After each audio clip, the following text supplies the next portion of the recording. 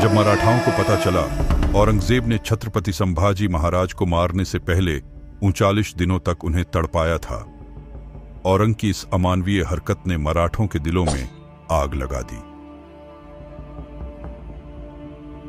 मराठाओं क्षेत्र के सभी राजाओं के आंतरिक मतभेद गायब हो गए और केवल एक ही लक्ष्य बचा, औरंगजेब और मुगलों का विनाश।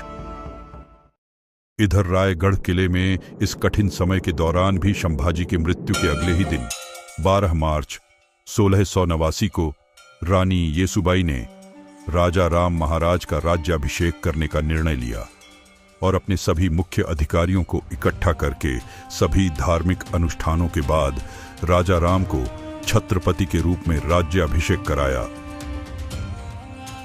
ऐसा करके उन्होंने आलोचकों और मुगलों को एक कड़ा संदेश दिया कि मराठा साम्राज्य अभी भी मजबूत है और लड़ाई लड़ने में सक्षम है, उनका छत्रपति अभी भी जिंदा है। इधर औरंगजेब को जैसे ही ये खबर मिली, उसने ने अपने जनरल जुल्फिकार खान को मराठा राजा राजा राम को पकड़ने का आदेश दिया। राजधानी किला रायगढ़ को जुल्फिकार खान के नेतृत्व में 15,000 से अधिक की मुगल सेना जीतने के लक्ष्य से निकल गई। इधर रायगढ़ में राज्याभिषेक के लिए मराठों का पूरा शक्ति आधार रायगढ़ में एकत्र हुआ था।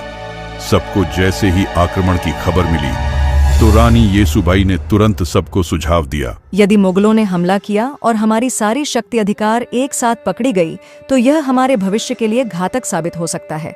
आप सब जल्द ही यहाँ से निकल जाएं।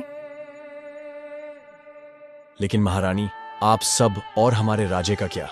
नहीं, हम लोग अपने महाराज को अकेले नहीं छोड़ सकते। मैं किसी तरह राजा राम महाराज को यहाँ से बाहर निकलवा दूंगी। आप लोग बस जल्द निकल जाएं। ये रानी का आदेश है। रानी येसुबाई ने सुझाव दिया कि राजा राम महाराज को अलग अलग गढ़ों से लड़ते हुए बाहर निकलना चाहिए। उनको अंत में जिंजी में जाकर सुरक्षित रहना होगा, क्योंकि जिंजी का किला एक अभेद किला था।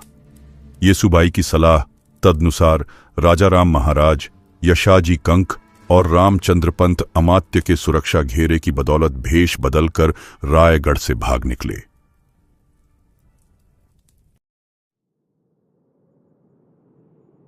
उस सुअर के बच्चे ने हमारे महाराज के टुकड़े टुकड़े कर दिए और हम लोग कुछ नहीं कर रहे हैं। इतिहास हम पर थूकेगा धनाजी। आप और आपका कुल महान है संताजी। आपको मैं शीश झुकाता हूँ। आपके पिता मल्होजी भी वीर गति को प्राप्त हो गए उस संगमेश्वर के युद्ध में, लेकिन आप उनको भूलकर सिर्फ अपने महाराज और अपने मराठा के लिए सोच रहे हैं। अब आप जो बोलोगे वही होगा। फिर क्या होना था? अब ऐसी आग लगने वाली थी कि औरंगजेब की नींद उड़ने वाली थी।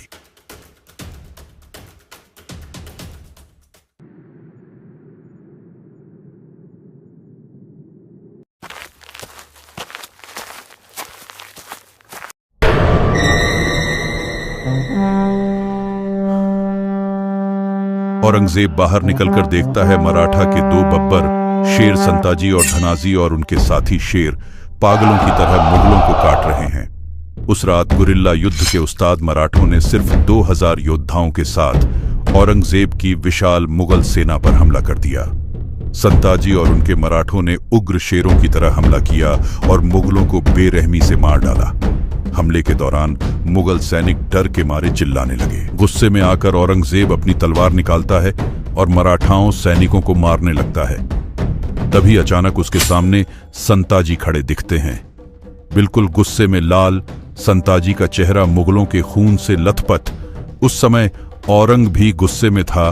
दोनों एक दूसरे की तरफ युद्ध करने के लिए बढ़ते हैं। संताजी के एक तलवार की वार से औरंग वहीं गिर जाता है। जैसे ही संताजी उसको मारने वाले होते हैं, अचानक मुगल सैनिकों की ढेर संताजी को उलझा देती है। मौके का फायदा उठाकर औरंगजेब अपनी जान बचाकर भाग जाता है। मराठों ने एक के बाद एक मुगल लाशों का ढेर लगा दिया। मराठों ने औरंगजेब के सारे निजी तंबू में भी आग लगा दी। उस दिन उसके साम्राज्य का गौरव चकनाचूर हो गया और उसे हमेशा के लिए कायर करार दे दिया गया। एक प्रतीकात्मक जीत के रूप में मराठों ने औरंगजेब के तंबू से 2 सुनहरे शिखर उठाए और उन्हें सिंहगढ़ किले के ऊपर रख दिया। अगली सुबह जब औरंगजेब ने युद्ध के मैदान को मुगल लाशों से अटा पड़ा देखा तो वह अविश्वास में बुदबुदाया, या अल्लाह, ये मराठे किस मिट्टी के बने हैं वे न थकते हैं, न झुकते हैं, न पीछे हटते हैं। क्या हम उन्हें नष्ट करने की कोशिश करते हुए कहीं खुद न नष्ट हो जाएं? औरंगजेब इस अपमान से कभी उभर नहीं पाया।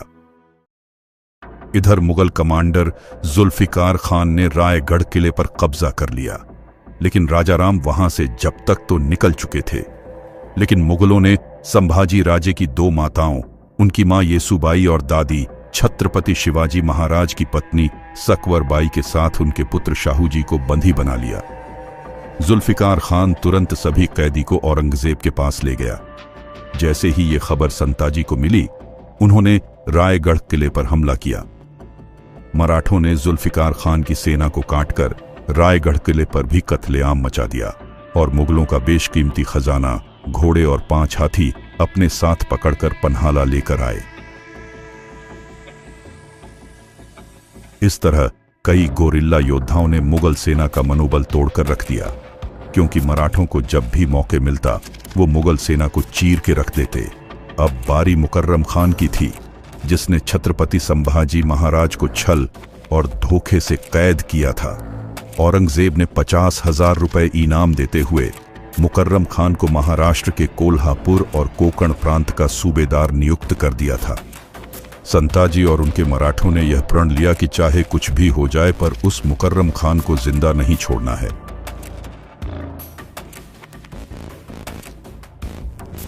दूसरी ओर हमारे महाराज राजाराम प्रतापगढ़ से अब वे सज्जनगढ़, सतारा, वसंतगढ़ होते हुए पन्हाला किले तक पहुंचे।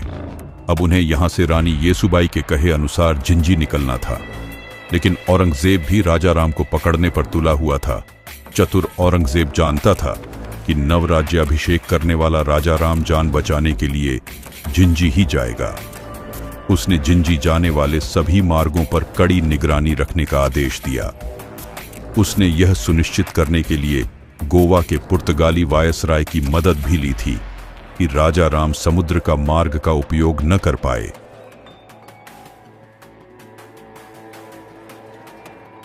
आप कहें तो महाराज, इन मुगलों को इसी पन्हाला में दफन कर दें। नहीं संताजी, हमारा कर्तव्य ये है कि महाराज को सुरक्षित जिंजी तक पहुंचाना होगा, क्योंकि फिलहाल रानी येसुबाई और शाहू जी मुगल के कब्जों में है।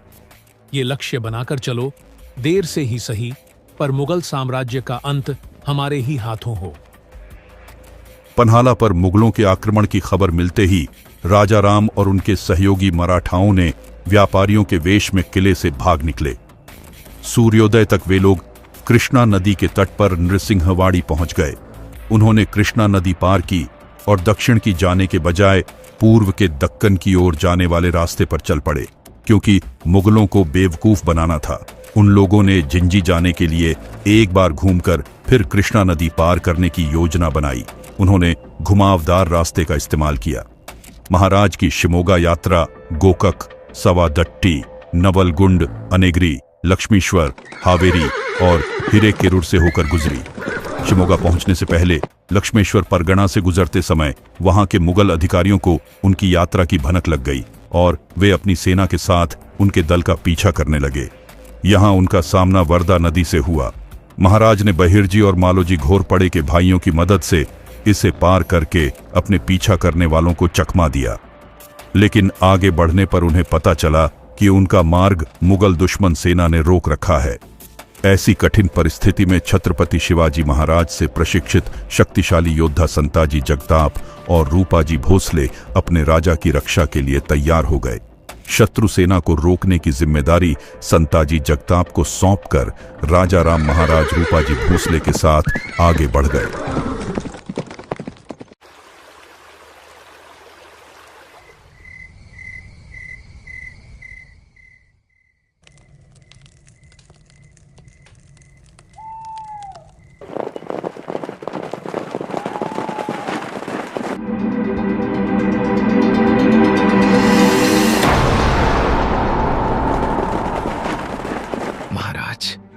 भारी मुगल सेना हमारी ओर तेजी से बढ़ रही है। राजाराम महाराज तेजी से उठते हैं, चारों ओर देखते हैं। पास खड़े सेनानायक चिंतित हो उठते हैं। तभी घोड़ों की टापों की आवाज और तेज हो जाती है। महाराज, हमें तुरंत निकलना होगा।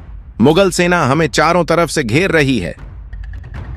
इससे पहले कि मराठा सैनिक कुछ कर पाते, अब्दुल्ला खान की विशाल सेना चारों दिशाओं से हमला कर देती है।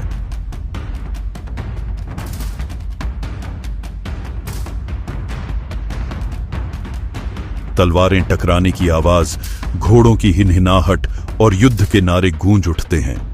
मराठा सैनिक बहादुरी से मुकाबला करते हैं, लेकिन संख्या में कम होने के कारण कई वीर गति को प्राप्त होते हैं। राजा राम को जिंदा या मुर्दा पकड़ो, किसी भी हालत में भागने न पाए।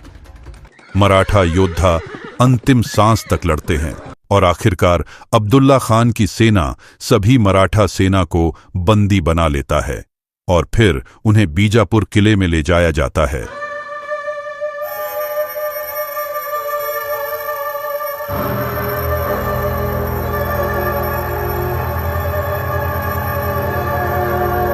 आखिरकार मराठाओं का राजा राजाराम हमारे कब्जे में है। औरंगजेब को संदेश भेजो कि मराठों का खेल खत्म। हुजूर, पहले पहचान की पुष्टि कर लें। क्या मतलब? राजाराम हमारे सामने खड़ा है। सैनिक बंदियों को जबरन घसीटकर सामने लाते हैं, लेकिन उनमें से कोई भी राजाराम नहीं होता। अब्दुल्ला खान का चेहरा अचानक गंभीर हो जाता है। धोखा, ये कैसे हो सकता है? तभी एक घायल मराठा सैनिक हंसता है। उसकी आंखों में चमक और चेहरे पर वीरता झलकती है। राजा राम महाराज तेरे हाथ कभी नहीं आएंगे। मराठा साम्राज्य को खत्म करने का सपना मत देख अब्दुल्ला। राजा राम, इस बार तो तू मेरे हाथों से बच गया, लेकिन बहुत जल्द मैं तुझे तेरे बाबा साहेब और भाई के पास भेजूंगा। मराठाओं ने एक बार फिर मुगलों को चकमा दे दिया था।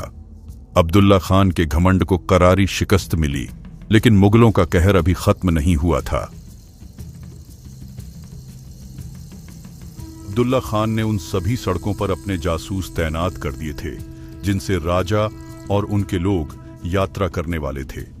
राजा राम महाराज और उनके लोग मुगल जासूसों से बचने के लिए आगे की यात्रा में घोड़ों का उपयोग करना छोड़ दिया। इसलिए वे सामान्य यात्री, तपस्वी, संत, व्यापारी, भिखारी आदि बनकर आगे बढ़ते रहे। वे मुगल चौकियों से बचने में कामयाब रहे और मुगलों को चकमा देकर 300 किलोमीटर दूर बेंगलुरु पहुंच गए। वहां पहुंचते ही बेंगलोर में एक और घटना घटी जो मराठों के लिए खतरा खड़ा कर दिया। वहां का एक सहयोगी राजा राम महाराज के पैर धो रहा था और कुछ स्थानीय लोगों ने यह देखा। अब उस क्षेत्र में यह खबर फैल गई कि एक महत्वपूर्ण और उच्च पदस्थ मराठा आया है। देखते देखते यह खबर जंगल में भीषण आग की तरह फैल गई और स्थानीय मुगल थानेदार तक पहुंच गई। यह बात वहां पर स्थित खंडो बल्लाल को पता चल गया। उसने मराठों को सतर्क कर दिया। खंडो बल्लाल ने राजाराम महाराज से अनुरोध किया कि वे अपने अधिकारियों को इकट्ठा करें और दूसरे रास्तों से चले जाएं। मुगलों को भटकाने के लिए खंडो बल्लाल और कुछ अन्य लोग यहीं रुक गए। जब थानेदार पूछताछ करने आया तो उसने पाया कि महाराज वहां है ही नहीं। इसलिए उसने खंडो बल्लाल और अन्य लोगों को जंजीरों में जकड़ दिया और पूछताछ करने लगा। हुजूर, अगर राजा राम यहां होता तो मैं खुद आप सबको सूचित कर देता। तुम्हें क्या पागल कुत्ते ने काटा है जो तू अपने राजा को फंसाएगा? राजा राम का परिवार मेरा भी दुश्मन है। उसके भाई शंभू राजे ने मेरे पिता बालाजी अवाजी को हाथी के पैरों कुचलवा दिया था। मुझे भी उससे बदला लेना है। किसी तरह मुगलों की नजरों से बच बचाकर राजा राम महाराज और अन्य लोग घोड़े पर सवार होकर तकरीबन 35 दिन का सफर करते हुए आखिरकार जिंजी में प्रवेश कर गए। अब महाराज और उनके आदमियों के सामने एक और बाधा खड़ी थी, उनकी अपनी सौतेली बहन अंबिका। अंबिकाबाई संभाजी की सगी बहन थी और राजा राम महाराज की सौतेली बहन। जब उन्हें राजा राम महाराज की किले का उपयोग करने की योजना के बारे में पता चला तो उन्होंने उनका विरोध करने का फैसला किया और युद्ध की तैयारी शुरू कर दी। हालांकि न तो किले लोग और न ही उनके सलाहकार उनके पक्ष में थे। उनके मंत्रियों ने आपसी मतभेद भुलाने को कहा ताकि उनके पिता शिवाजी का सपना न टूटे। इसीलिए अंबिकाबाई को राजा राम महाराज के लिए जिंजी किले के द्वार खोलने पड़े। आखिरकार 15 नवंबर 1689 को राजा राम महाराज अपने दल के साथ जिंजी किले में पहुंच ही गए थे। इस तरह महाराज की इस यात्रा की गाथा समाप्त हुई। तुलापुर से भागा हुआ बादशाह बीजापुर में बैठा था। औरंगजेब अपने नक्शे पर झुका हुआ था। उसके सामने तमिलनाडु का झिंजी किला लाल घेरे में था, वह किला जहां अब मराठा प्रतिरोध की आखिरी उम्मीद राजाराम महाराज मौजूद थे। उसकी आंखों में वही जुनून था जो कभी शिवाजी और संभाजी को ध्वस्त करते समय था, लेकिन इस बार उसका लक्ष्य सिर्फ राजा नहीं बल्कि पूरे मराठा वंश को समाप्त करना था। मुकर्रब खान को संदेश भेजो, औरंगजेब ने भारी आवाज में बोला। सुल्तान के इस पुराने और भरोसेमंद सेनापति ने औरंग के आदेश को सलाम किया। मुकर्रब खान को आदेश मिलते ही उसने एक विशाल सेना तैयार की। हजारों मुगल सैनिक के साथ वो झिंजी की ओर कूच कर गया। कोंकण से निकलते ही यह सेना बेजोड़ रफ्तार से बढ़ती गई। जंगलों, नदियों और पहाड़ियों को पार करते हुए मुकर्रब खान लगभग 800 किलोमीटर का कठिन सफर तय कर चुका था, लेकिन उसे क्या पता था कि उसका यह इंतजार हमेशा के लिए शांत होने वाला था। मुकर्रब खान की सेना जैसे ही झिंजी से कुछ दिन की दूरी पर पहुंची, अचानक हवा में शंख और रणसिंघा की गूंज उठी। दूर पहाड़ियों से उठता धूल का गुब्बार देखकर मुगल सैनिक सतर्क हो गए। यह कोई और नहीं था बल्कि यह मराठों की छापामार युद्ध नीति का प्रचंड प्रहरी थे। संताजी, मां भवानी ने हमारी सुन ली। शिकार खुद शिकारी बनकर यहाँ पहुंचे हुए हैं। तो वो तू ही है संताजी जिसका आतंक फैला हुआ है। याद है एक आतंक और था, शंभा। वह भी बहुत उछलता था, जिसको मैंने हमेशा के लिए शांत कर दिया। वो धोखा था, वरना तुम्हारी नस्ल शंभू राजे को पकड़ना तो दूर, पैर की धूल चाटने के लायक भी नहीं है। तो आज देख लेते हैं कौन किसका तलवा चाटने लायक है।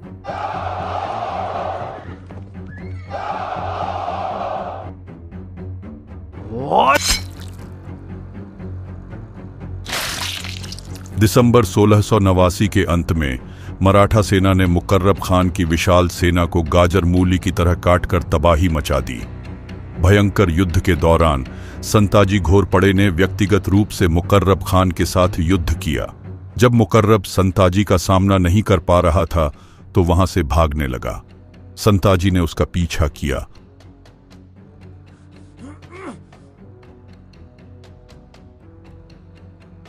मुकर्रब खान, तुझे मैं मृत्यु के घाट नहीं उतारूंगा।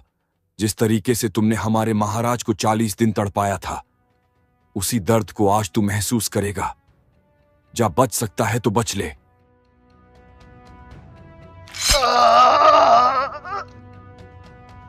मुकर्रब खान के घाव इतने गंभीर थे कि उसके बचे हुए सैनिक उसको उपचार के लिए ले जाने लगे, लेकिन मुकर्रब खान की वही दर्दनाक मौत हो गई। मुकर्रब खान की मौत के साथ मराठों ने छत्रपति संभाजी महाराज की शहादत का बदला लिया।